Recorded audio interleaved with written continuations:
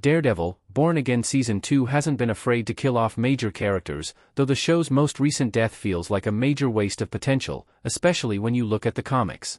In Daredevil, Born Again Season 2, Episode 7, the war between Matt Murdock and Wilson Fisk escalates to new heights with Karen Page on trial and Matt coming out of hiding to publicly defend her. In the same episode, we also see Daniel Blake grappling between his role as Mayor Fisk's deputy mayor of communications and his relationship with BB Urich.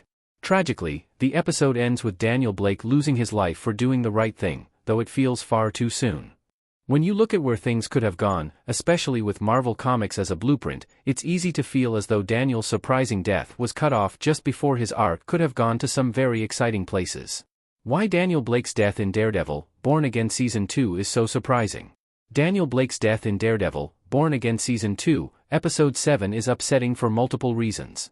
Despite his loyalty and long-standing belief in Mayor Fisk, Daniel refused to give up BB Urich to Fisk's right-hand man, Buck Cashman, who was going to kill her for leaking information to the public through her underground channel, City Without Fear. Daniel Blake did the right thing for someone he cared about, and it cost him everything. Although it seemed like Buck was maybe going to spare Daniel as they'd become friends, Cashman brutally beats Blake before shooting him in the head, making it one of the darkest and most surprising moments of the entire season. The problem is that it really felt like Daniel was just starting to evolve. How great would it have been if the rose-colored glasses gradually came off to the point where Daniel eventually turned against Mayor Fisk and joined BB in exposing the truth? Instead, all of Daniel's potential is cut short. Likewise, it gets even more frustrating considering who he could have become from the original comics.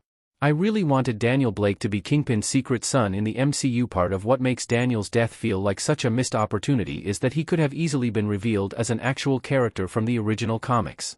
Due to his enthusiasm and idolization of Fisk as a loyal member of his administration, I really believe that Daniel could have been revealed as the MCU version of Butch Pharris, Wilson Fisk's illegitimate son.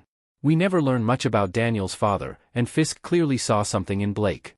There was this perfect dynamic of mentorship, and just enough ambiguity to suggest a deeper connection. It was all there. This could have also perfectly tied into Fisk's determination to leave a lasting legacy. There's even a key conversation between Wilson and Vanessa Fisk, before her own death, about wanting to leave something behind, and how they never had children. With Vanessa and Wilson's son Richard from the comics never entering the MCU, introducing a secret son would have totally taken that idea to the next level.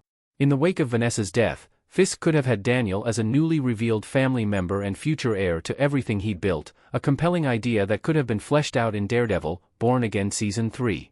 Butch even played a key role in the wake of the Devil's Reign storyline, becoming a new Kingpin after Wilson's time as New York's mayor came to an end on the page. A similar end for the MCU's Mayor Fisk is likely on its way by the end of the season.